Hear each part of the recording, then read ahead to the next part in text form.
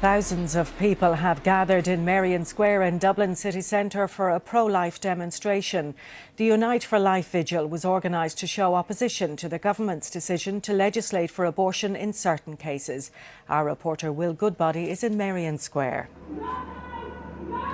Una, late last year, pro-life campaigners organised a similar vigil outside Leinster House, and on that occasion, around 2,000 people turned up. Tonight, on a cold January night in Merrion Square, more than 10 times that number have come out to voice their opposition to any liberalisation of the abortion laws in this country. And our reporter Sinead Hussey has been speaking to some of those present.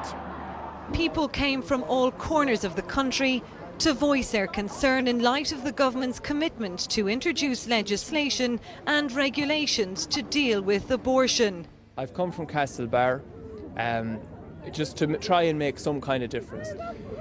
We have to choose between life and hope or death and despair. So hopefully, by our being here, we can make some kind of difference.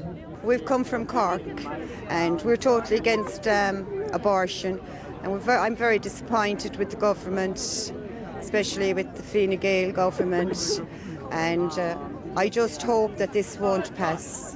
Gardaí believe over 20,000 people were here today. The crowd heard from a number of speakers, including David Manley from Family and Life. We are seeing a different culture, a culture that debases and dehumanises the unborn child and his or her mother.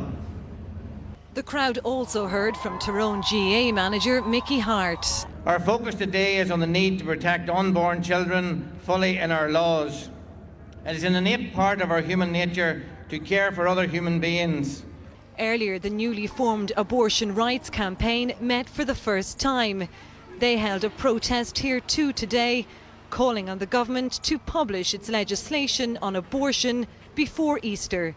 And while of course they're entitled to protest, we will not allow for their protest to happen without drawing attention to the women that they are silencing and the women whose lives they are putting in danger.